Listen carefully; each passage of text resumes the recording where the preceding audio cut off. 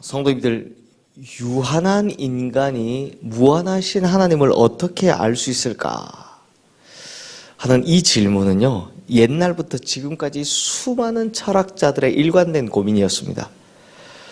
그래서 존재론적 신존재 증명, 목적론적 신존재 증명 등등등, 저도 참 신학교 때 많이 배웠던 내용들인데요.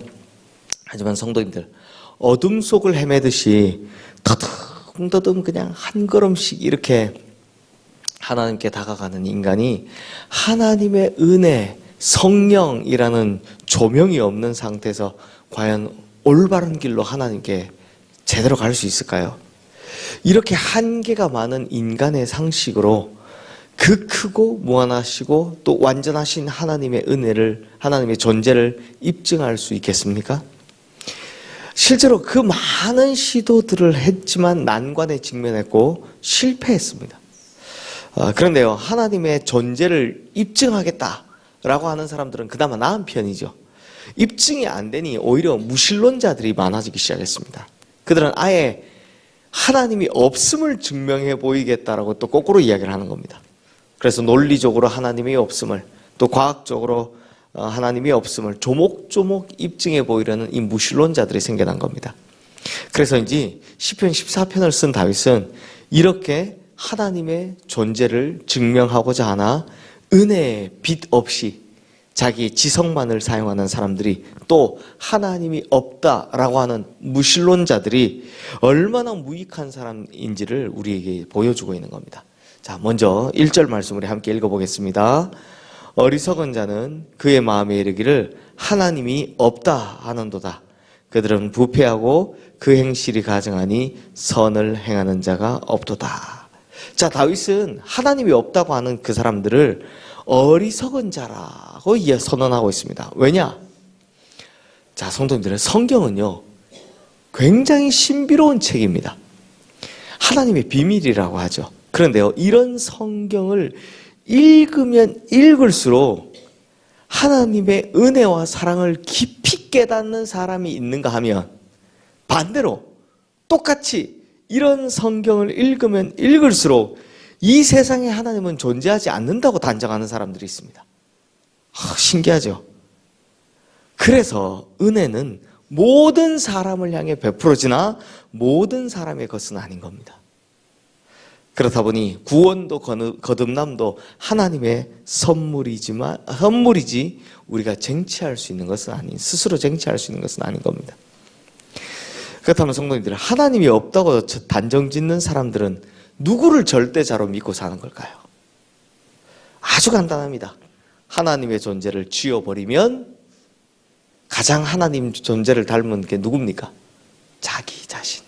자기 자신이 하나님이 되는 겁니다. 사람들은요, 항상 어떤 기준에 따라 살아가는데 하나님이 없다고 생각하는 사람들은 스스로를 하나님 자리에 딱 올려놓는 겁니다. 그래서 하나님이 없다라고 하는 겁니다. 왜요? 하나님이 없어야 편하니까요. 내가 하나님이 되면 그냥 내가 원하는 나의 혈기나 욕심대로 살아가면 되기 때문입니다. 그러니 이런 인생은 필연적으로 부패하기 마련인 겁니다. 그래서 1절 말씀에 하나님이 없다라고 하는 자들은 부패하고 그 행실이 가증하고 결국엔 선을 행하지 못한다라고 설명하고 있는 겁니다. 보시면 성도님들, 과거나 현재나 근대나 하여튼 절대적인 왕정을 지낸 왕들, 또 절대적인 권력을 지녔던 독재자들은 거의 다 부패했습니다. 이게 어떤 공동체가 정한 법에 따라서 법치주의 국가를 영위하는 것이 아니라 자신의 말이 곧 법이었던 권력자들은 결국 다 부패했습니다. 왜요? 인간은 그 누구도 완벽하지 못하기 때문입니다. 게다가 아무리 선한 사람이라고 해도요, 태어나기를 원래 죄성을 가지고 태어난 죄인들이기 때문에 결국은 생각하는 것 자체가 악할 수밖에 없다는 겁니다. 그러므로 우리 인생도 마찬가지입니다. 내가 주인이 되면요, 반드시 부패할 수밖에 없습니다. 악한 길로 가게 되어 있습니다. 원래 죄인이기 때문입니다. 그래서 하나님의 법이 필요한 거죠. 하나님의 절대적인 말씀 없이 살아가면 그 누구라도 부패하고 행실이 가증해질 수밖에 없다라는 겁니다. 그러므로 성도님들, 우리는 하나님을 믿고 하나님의 뜻대로 살아가는 그런 좀 행복한 인생을 살아야 합니다. 지혜로운 인생은요, 인생의 절대 기준이 되는 하나님의 말씀을 가지고 그 말씀대로 살아가기 때문에 절대 부패하지 않고요, 그 행실이 선하고 아름다운 인생이 되는 겁니다. 또한 다윗이 보기에 타락한 인생의 두 번째 부류는 지성으로만 하나님을 찾는 인생이었습니다. 우리 2절, 3절 말씀 함께 읽겠습니다. 여호와께서 하늘에서 인생을 굽어 살피사 지각이 있어 하나님을 찾는 자가 있는가 보려 하신즉 다 치우쳐 함께 더러운 자가 되고 선을 행하는 자가 없으니 하나도 없도다. 자, 이 말씀은요, 지성으로 하나님을 찾는 인생의 종말을 이렇게 표현하고 있습니다. 다 치우쳐 함께 더러운 자가 되고 선을 행하는 자가 없으니 하나도 없도다. 자, 성도님들, 우리가 가진 지성은 위대한 것임은 틀림없습니다. 왜냐하면 하나님의 형상으로 지음받았을 때 하나님께서 부여해 주신 고귀한 것이기 때문입니다. 그래서 인간만이 아주 독특하고 고귀한 지성을 가지고 있는 거죠. 하지만 이 지성으로 과연 하나님을 제대로 알 수 있을까요? 지성으로 하나님을 알고자 하는 시도도 100이면 100 다 실패했습니다. 왜냐하면 우리의 지성이 온전하면 참 좋겠는데 이미 타락한 지성이기 때문입니다. 인간에게 죄가 들어온 이후에요, 우리의 지성은 타락했습니다. 어두워졌습니다. 부패했습니다. 희미해졌습니다. 그러므로 이런 지성으로 하나님을 찾기 위해서는 그 지성 위에 반드시 하나님의 은혜의 빛이 필요했던 겁니다.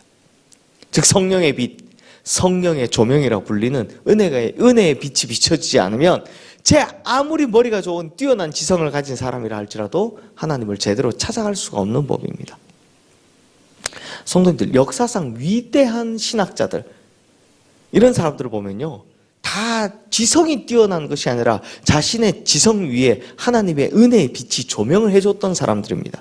대표적인 사람, 우리 성경에 사도 바울이지 않습니까? 사도 바울은요, 지성이 굉장히 뛰어나던 사람입니다.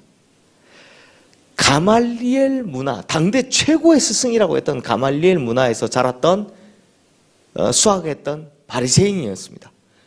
유대인 율법에, 구약의 율법에 통달했던 사람입니다. 구약 성경을요, 하나도 남김없이 다 외우고 다녔던 사람입니다. 그냥 워킹 바이블이었습니다. 그러나 그에게 은혜의 빛이 비춰지지 않았을 때 그가 하던 일은 뭐였습니까? 사람을 죽이는 살인마였습니다. 예수 믿는 사람을 잡아다 넣는 살인마였습니다. 하지만 다메섹 도상에서 예수 그리스도께서 이 사도 바울에게 은혜의 빛을 비춰주셨을 때 그때 그는 거듭났고요, 위대한 사도이며 위대한 신학자가 될 수 있었던 겁니다. 오히려 그때 그 구약 성경이 빛을 발하기 시작하는 거죠. 그러므로 지성으로 하나님을 찾는 시도가 의미가 있으려면 반드시 은혜를 받아야 하는 겁니다.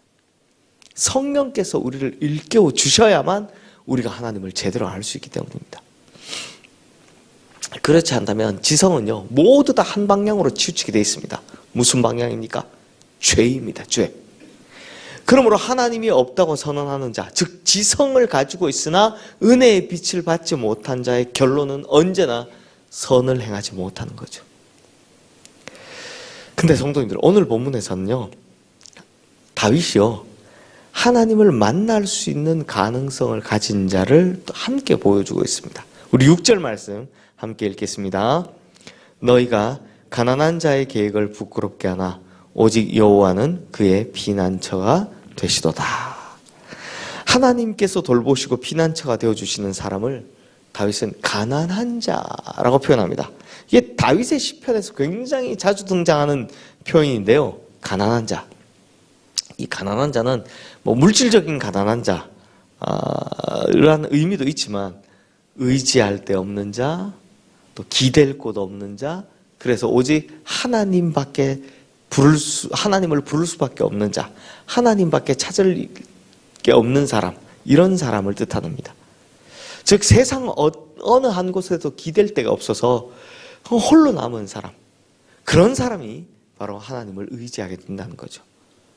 즉 그런 사람이 하나님을 만날 수 있는 가능성이 있다라는 겁니다. 누가요? 가난한 자가요. 너무 많이 가지고 있으면요, 또 너무 많은 지식으로 차 있으면요, 하나님을 만나기가 어렵다라는 겁니다. 잘 생각해 보십시오, 성도님들.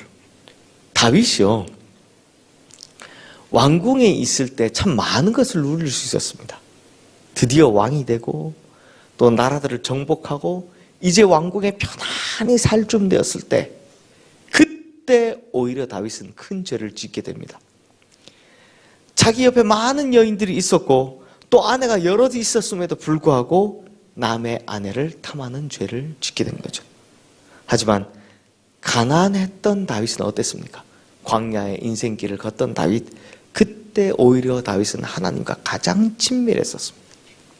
가장 많이 만났죠. 그러므로 성도님들, 우리 인생에서 하나님과 친밀해지는 가장 좋은 방법은요, 우리의 심령이 가난해지는 겁니다. 즉 우리의 마음속에서 하나님 외에 나머지 것들은 다 비워내는 겁니다. 그러니 걱정이나 염려나 의심 같은 여러 가지 생각들로 마음을 채워가지 마시고, 혹은 나의 욕망이나 나의 많은 혈기들, 이런 것들로 내 마음들을 채워가지 마시고 마음속에 오직 하나님만 채우시는 성도님들 되시기를 주님의 이름으로 축원합니다. 그리하면 6절 말씀 맨 마지막 9절처럼 오직 여호와는 그의 피난처가 되시도다, 이 말씀처럼 하나님께서 우리에게도 든든한 피난처가 되어주실 줄로 믿습니다. 이 시간 오늘 주신 말씀 기억하며 우리 함께 기도하겠습니다.